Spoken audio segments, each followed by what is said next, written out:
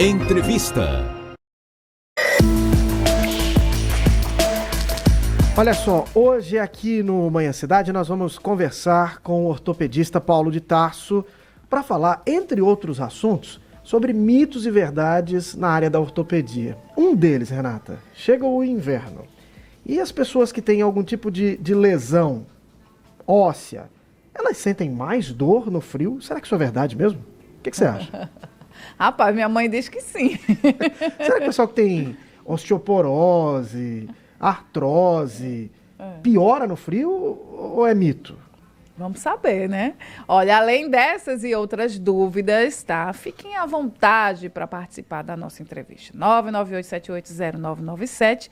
E a gente conversa, né, agora, como o Vitor bem falou, com o doutor Paulo de Tarso, que já esteve aqui várias vezes no Mensagem falando sobre ortopedia, mas também sobre futebol, porque ele é um fera no assunto, viu? Um profundo conhecedor e tem um vozeirão para apresentar aqui com a gente. Sem dúvida nenhuma.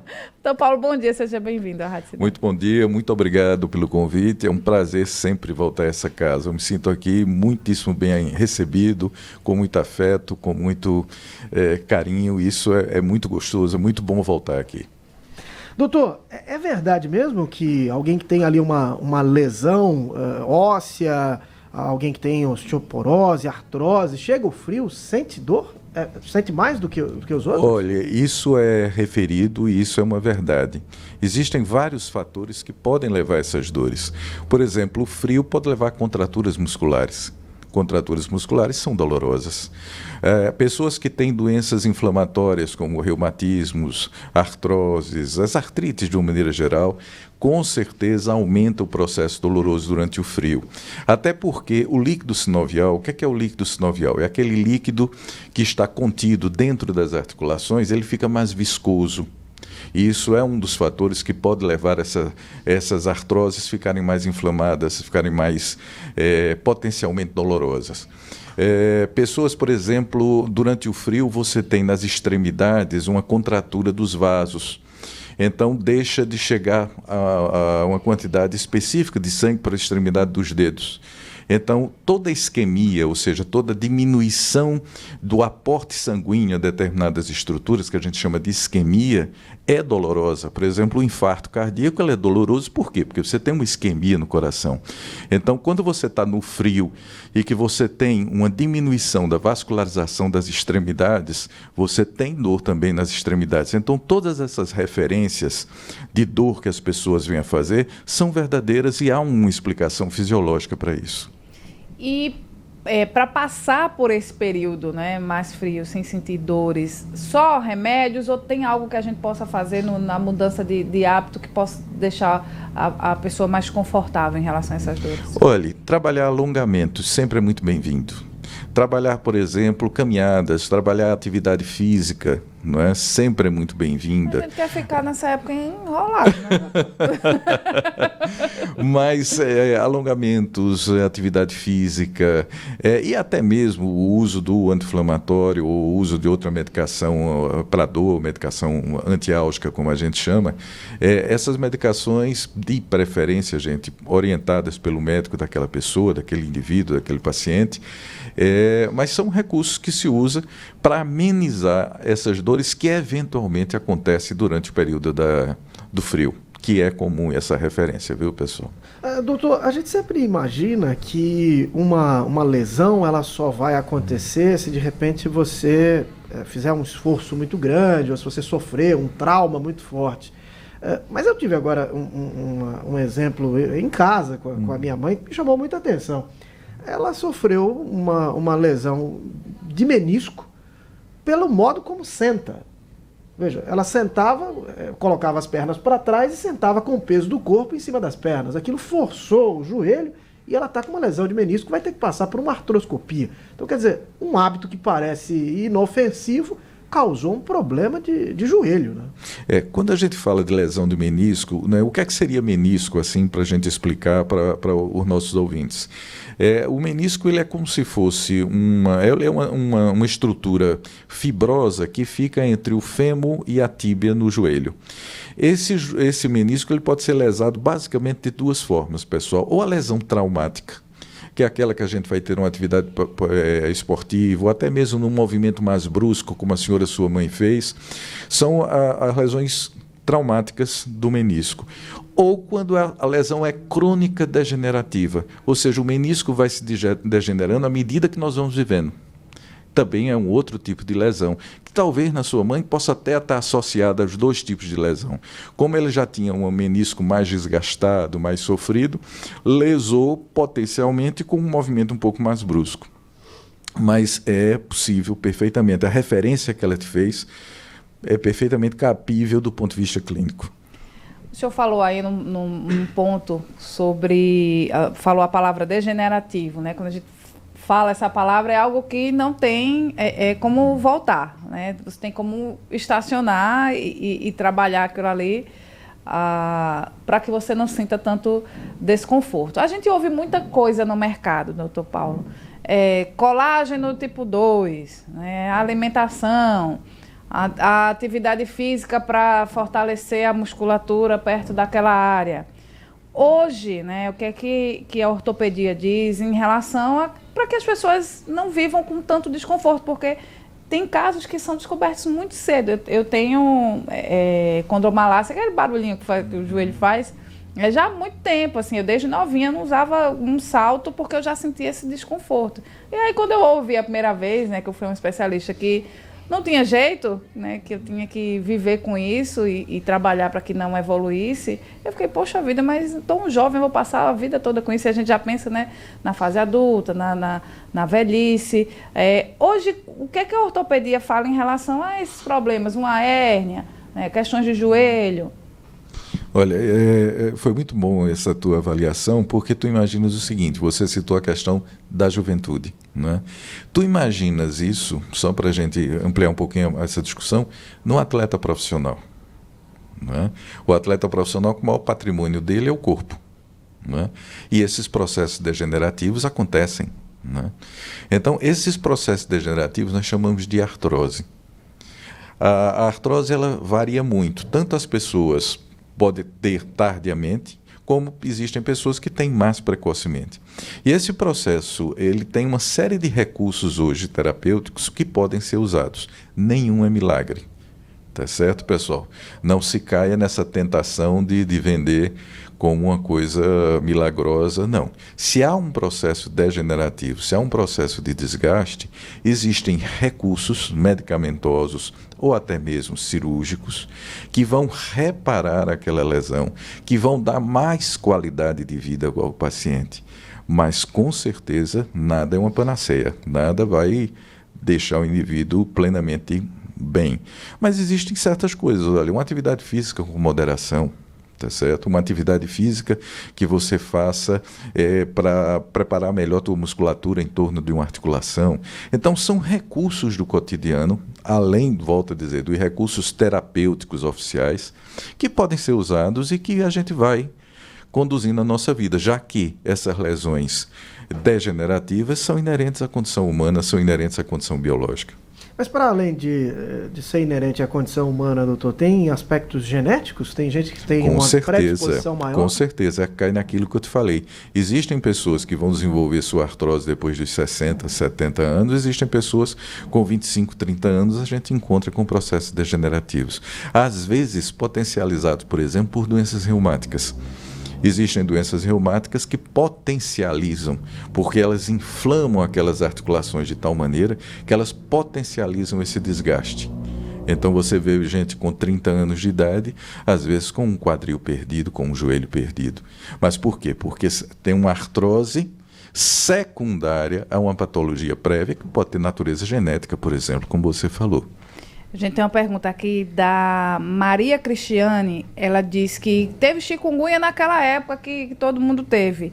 E ainda sente muitas dores, né? Principalmente no período frio. Ela pergunta se ela vai ter que viver com isso pro resto da vida. Chikungunya e seus mistérios, né? Quando a gente vai ler chikungunya, pessoal, eles... Primeiro, de grande desconhecimento em relação a chikungunya. Chikungunya a gente sabe muito pouco, né? Sabe que é aquela patologia que ela tem uma predileção pelas juntas, que ela inflama as juntas e que pior, deixa aquelas juntas previamente inflamadas por um tempo indeterminado. Quando a gente pega textos mais clássicos, eles falam que até 3 anos depois, o indivíduo ainda pode estar sentindo. Gente, eu tenho pacientes com 6, 7 anos que ainda sentem muita dor. Isso é muito mais do que os 3 anos estimados de dor. Alguma faixa etária específica, doutor? Não, infelizmente não. Pessoas que apresentaram a doença naquela época. Não é? E aí pode variar muito, desde o jovem, independente da idade. Incha e tudo, né? Isso, exatamente. Chegam para mim anos e anos depois, pessoal ainda com a sintomatologia muito desgastante, muito desconfortável. Ou seja, chikungunya é com certeza alguma coisa de um mistério em relação a como ela tem a condição de cronificar esse processo doloroso nas juntas. Uma picada de um mosquito, né? Uma doença permanecer latente, né? Com efeito prático ali, tanto tempo. E tão desconfortável. Né? Extremamente desconfortável. Você tem qualquer ponto gatilho, ativa aquilo ali, as pessoas voltam a sentir tudo de novo. Inclusive, tem uma coisa curiosa. A chikungunya, ela pode ser um gatilho para abrir uma artrite reumatoide, que é um tipo de patologia reumática que as pessoas podem desenvolver. Ela pode ser um gatilho para isso, pode ter sido um gatilho para isso. Aí, para sair de crise, são medicamentos? Medicamento. Geralmente corticoide. Corticoide. Eu vou falar aqui, vou aproveitar para falar sobre isso. Corticoide é o terror das mulheres, né? Quando a gente fala em corticoide, porque a gente fica meio inchadinho, né, doutor? Isso, porque ele provoca uma retenção de líquido. Né? Então a pessoa fica inchado. Né? Fica mais ou menos com vou agora fazer uma analogia assim, em relação à grávida, por exemplo. A grávida ela fica inchada por retenção de líquido. Né? Pronto, vamos numa pergunta, né? A gente sabe quando tem algum problema no joelho, Mário Flávio mesmo fez uma infiltração no ombro, né? Que está se queixando. E aí essa infiltração, né? Algumas pessoas dizem, não resolve nada. É uma bomba de corticoide e você depois volta tudo. Mito ou verdade? Olha, o que é essa infiltração? A infiltração hoje faz parte daquilo que a gente estava colocando em off aqui, em relação àquilo que é mais contemporâneo, que é mais moderno na ortopedia. Na ortopedia hoje as infiltrações são feitas não só com os corticoides, que visa conter aquele processo inflamatório durante um período. Não é? Então aquele processo inflamatório, seja a natureza dele, seja uma bursite, seja uma tendinite, uma artrose, enfim, você faz a introdução daquele medicamento. Existe hoje, por exemplo, a triancinolona, que é um corticoide essencialmente só para isso. Não é? É um corticoide de depósito, um corticoide para longo período, e que você usa para conter aquele processo inflamatório. E às vezes ele contém de tal maneira que faz o quê? Que a pessoa, depois de 2, 3 anos do efeito daquela medicação, a pessoa está bem, fica o resto da vida sem que volte a inflamar. Mas é normal que volte a ter um processo inflamatório, já que estava apenas contido por aquela medicação. Mas hoje em dia as infiltrações, por exemplo, são feitas com gordura. Você pode infiltrar com gordura, tá certo? Óbvio que faz todo um trabalho prévio, porque ali tem células que vão potencialmente se diferenciar em novas células para articulação, tá certo? Pode ser feito com um preparado de plasma, enfim, ou seja, o que existe assim talvez mais contemporâneo hoje no mundo da ortopedia sejam as infiltrações. Não só com esses corticoides, que já é uma coisa muito antiga, desde os anos 50, mas com outros recursos que você pode colocar na junta para que vise aquelas juntas desgastadas, sofridas, possam de alguma maneira se regenerar, possam de alguma maneira reconstruir-se. Né? Então é uma coisa que a gente tem que discutir hoje as infiltrações no plural, e não mais no singular só da questão do corticoide. Abraçar aqui a Silvana Cristiani, que está no loteamento Demóstenes Veras, nos acompanhando. Um abraço para ela. A Jo, lá em Vila Peladas, também conosco, que diz aqui que fez uma cirurgia no menisco só para amenizar a dor. Ela diz que a rota do joelho está toda desgastada. Isso aqui, doutor, quando que a indicação terapêutica é uma indicação cirúrgica? Quando a indicação é fisioterápica? é medicamentosa? Quais são os balizadores? Se é que a gente pode, em senso comum, apresentar balizadores para dizer qual é a indicação clínica para os casos. Deixa eu aproveitar já para lançar um outro mito ou verdade, porque tem muita gente que diz que cirurgia no joelho não resolve. Olha... Mito ou verdade? Eu diria que é um mito no sentido que existem circunstâncias em que a cirurgia é muito bem indicada. Não é? A cirurgia ela não é milagre, como a medicação também não é milagre. Ela é um recurso terapêutico, não é? Que quando bem indicado e quando a situação favorece, você pode ter um bom resultado. Então, por exemplo, você tem uma lesão mecânica, né, do menisco, que está interrompendo a funcionalidade da articulação. Você vai tirar aquela área que está lesada, o paciente vai ter uma recuperação maravilhosa e impede um mau funcionamento do joelho que vai levar no futuro a uma artrose. Né? Então, quando você tem uma boa indicação, você tem resultados muito bons. O que ela falou, por exemplo, de ter atrás da patela, né, da rótula, ainda um processo de desgaste, cai aquilo que Renata falou em relação à condromalácia. Né? A condromalácia é um processo que vai acometendo a parte posterior, a parte de trás da patela, da rótula, e que vai dando esse tipo de desgaste, de desconforto que essa senhora reclamou. A minha condromalácia que eu descobri jovem, né? Meu pai tem, minha mãe tem também. A gente não herda um dinheiro, uma herança gorda.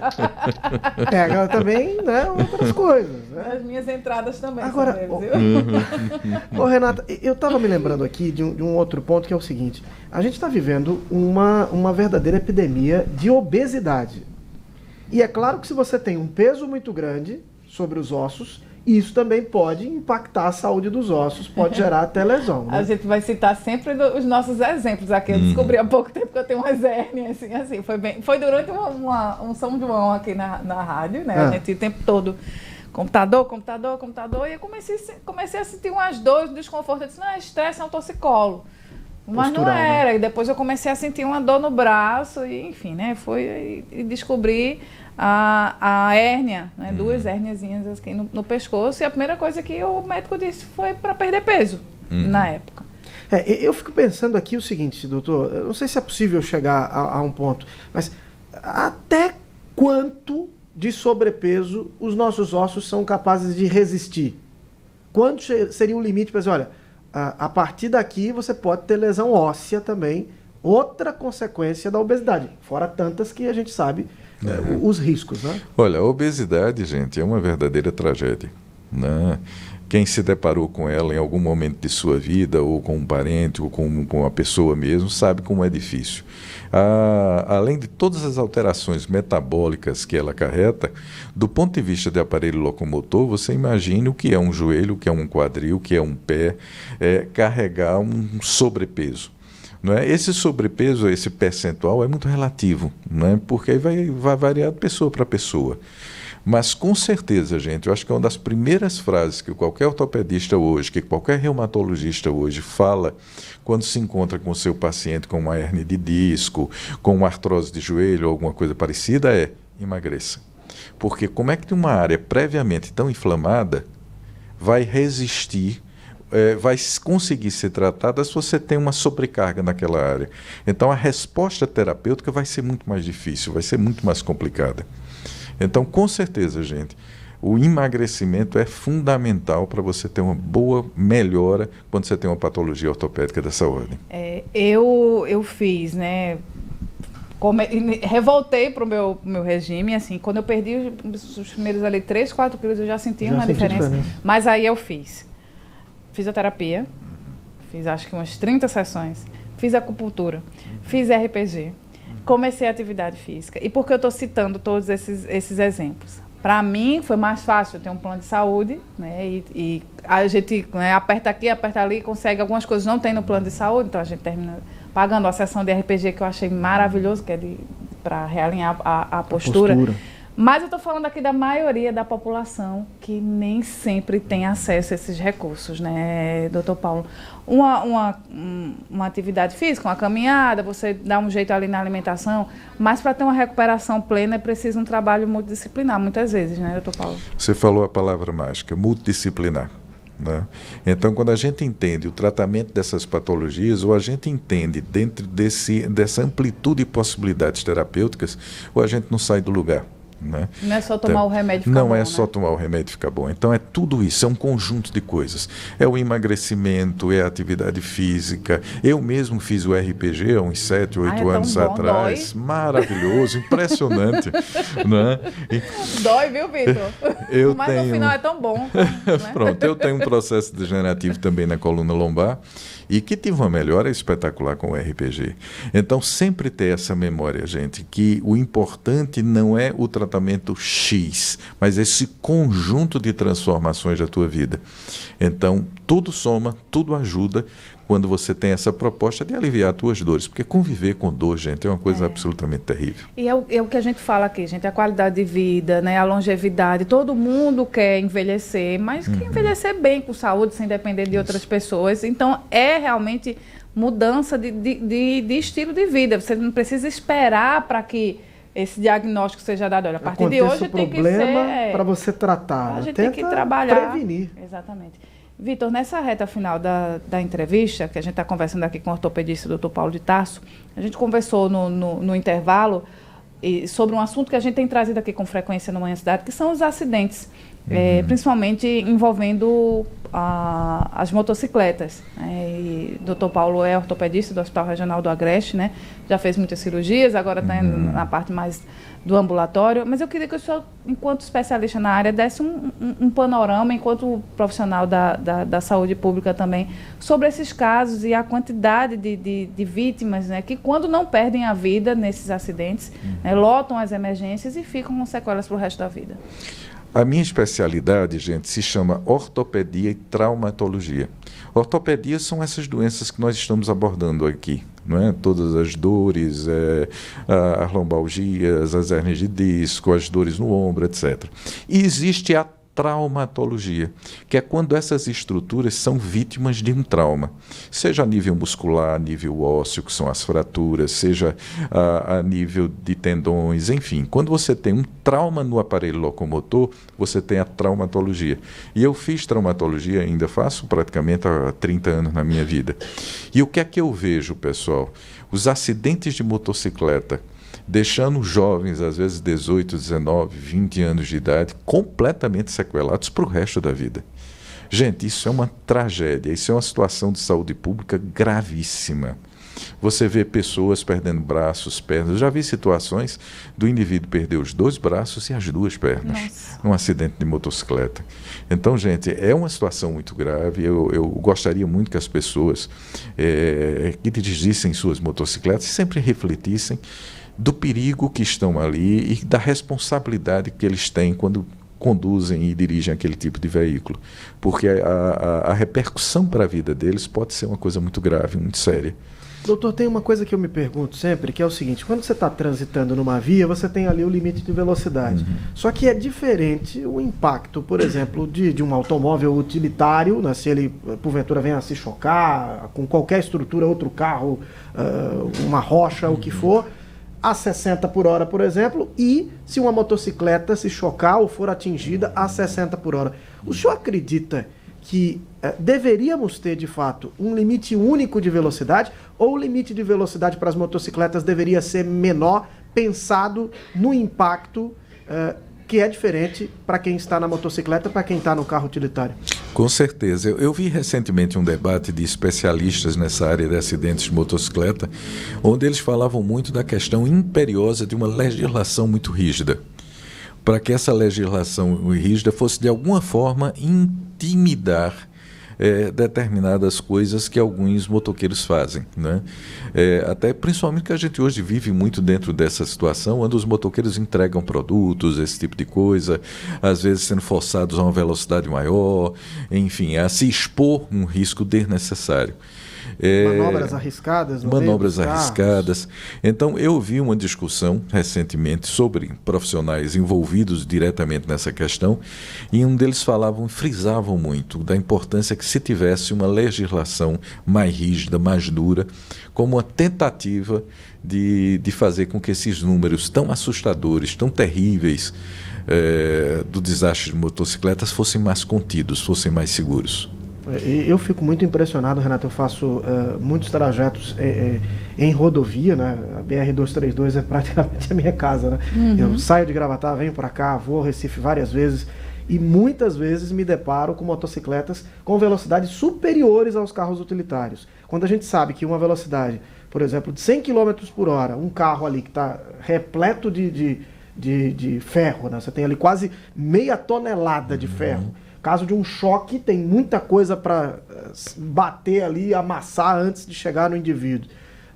E você vê uma motocicleta com a mesma velocidade, o desequilíbrio, não precisa ninguém tocar, o desequilíbrio pode causar um acidente. Você torce para não se envolver em um acidente. Se você cair, você torce para não ser atropelado por um carro que vem atrás de repente. E se você cair, você torce para não ficar muito machucado.